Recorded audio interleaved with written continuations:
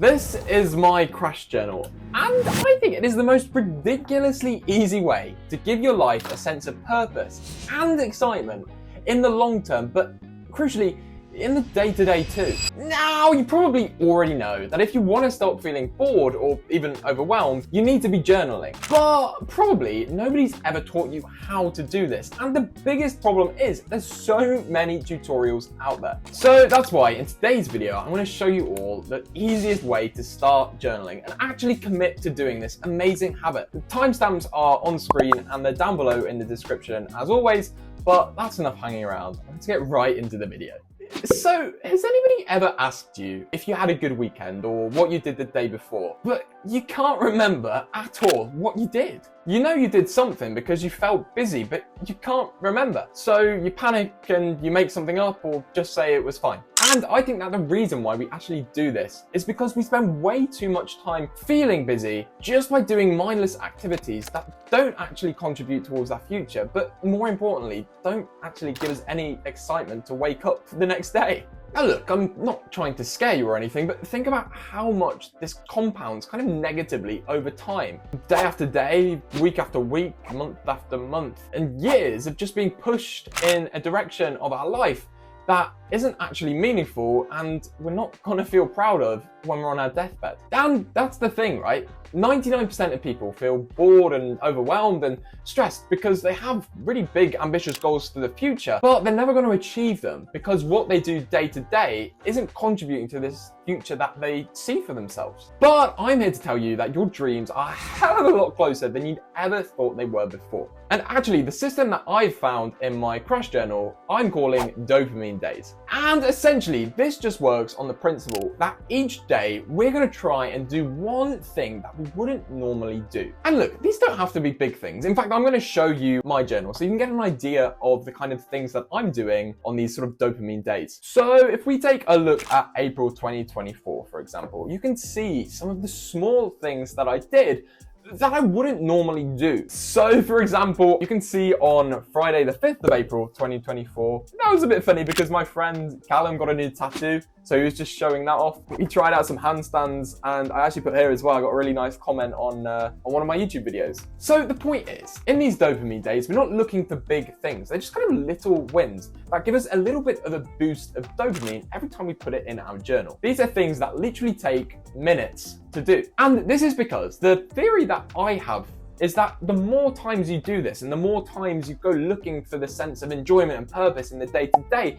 the more time you kind of manifest that, and your brain and your whole body actually starts to search for that in your day-to-day life. And I think that the reason why dopamine days is a journaling tactic that works so well for beginners is that it's not really time intensive. So, I mean, look, all you can do is just whip out the book at the end of the day and put in the thing that gave you the most joy in that day, your little hit of dopamine. And even though this is a fantastic way to start journaling if you're a beginner, there's a few small changes we can do to make sure that we're kind of boosting this sense of enjoyment and freedom, not just in the day-to-day, but certainly more long-term. So to understand this simple progression, I want to tell you something that you were probably never told about in school. And there's a reason for it, so bear with me. So most people, at least in the Western world, are encouraged to live and encouraged to pursue a life that Tim Ferriss calls a deferred lifestyle. And what that means is that people that are living a deferred life are working 30, 40,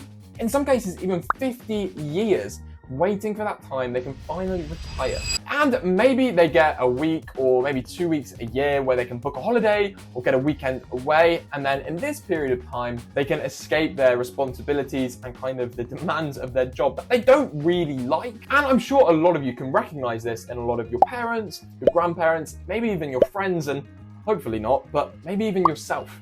And the problem with this is in the name. We're constantly deferring excitement and happiness because in the moment we're working towards something that isn't that meaningful and doesn't give us that much purpose. But what if I told you that crash journaling is a way that we can finally start to try and get that feeling a little bit more sustained than just a week a year? And this comes from solving the main problem with the deferred lifestyle, which is there's just a complete lack of balance. I mean, you're working like 11 and a half months of the year just for like a couple of weeks of relaxation and time away and excitement, that's not balanced at all. And the monthly adventures are the second part of our crush journal, which build upon the basic principle of dopamine days, but they're just those things that are a little bit bigger. So if we take a look at my April 2024 again, we'll see that my adventure was to go to Alicante in Spain, and I wanted to stay in a few hostels and meet a few people, and yeah, it had been a while since I'd traveled, so I wanted to kind of get back into the swing of things and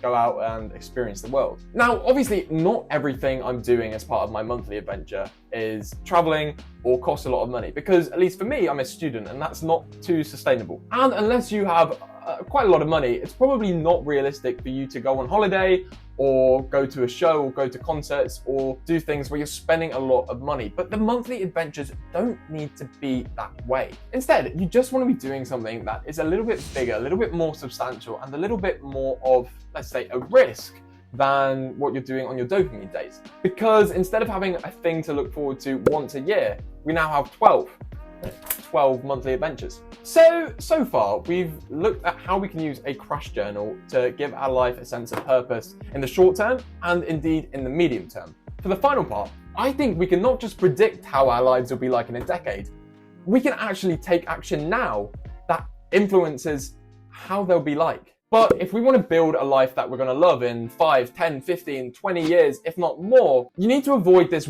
one mistake when you're crush journaling, which I was guilty of making for the longest time. Remember how I just talked about balance and how that's a big part of why people's lifestyles often feel boring and uninspiring. But it can go the other way too. So for me, the mistake that I made when I first started journaling was that I was kind of letting some areas of my life slip and kind of lose focus on them. So even though I was doing a lot of things that were benefiting certain areas of my life, for example, my health and my fitness, I don't think has ever been as good as it is now, there were other areas of my life that I was kind of losing focus on. And from this, I started to feel a little bit overwhelmed because I was struggling to remember what was actually important in my life. And oftentimes when we do have a lot of interests and areas and goals that we want to focus on, I'm sure this is a thing you struggle with too. So the solution came when I started to use my crush journal in this final way, which is to gamify my months. And what do I mean by that? This might be a little bit different for you,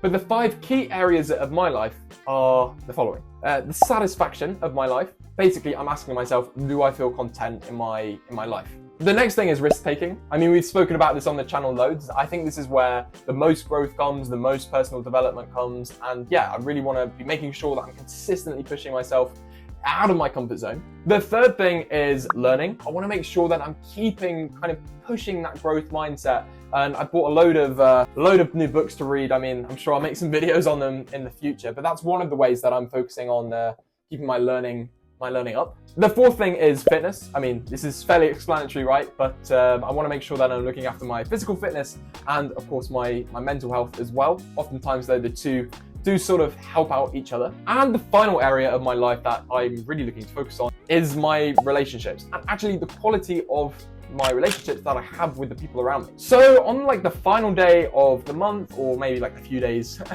into the next month, if I've forgotten, what I'll do is I'll take out a highlighter and just go through my dopamine days, go through my monthly adventure and highlight the things that kind of stuck out for good reasons and bad reasons. So in April, I highlighted in green meeting up with my friends on Thursday the 4th. And then you can see in blue, I highlighted the thing that was kind of the least fulfilling for me. I went through a phase in late April where I thought I might want to start on Instagram, doing some content over there. Various reasons, I might do another video on that. That didn't work out and I don't think I'll be pursuing that anytime soon. So from that, I can take a really quick kind of overview of the month and then go and give each of those 5 key areas a score out of 5. And then I'll go ahead with all of this information that I've now got in my crush journal to set 3 kind of notes for the following month. Things that I want to focus on, things that I want to improve. So that's the easiest way to start crush journaling. However, I don't think any of this is going to work if you can't find time to actually go on these monthly adventures. So to find out how you can actually easily manage your time, you're going to want to watch this video over here, and I'll see you over there.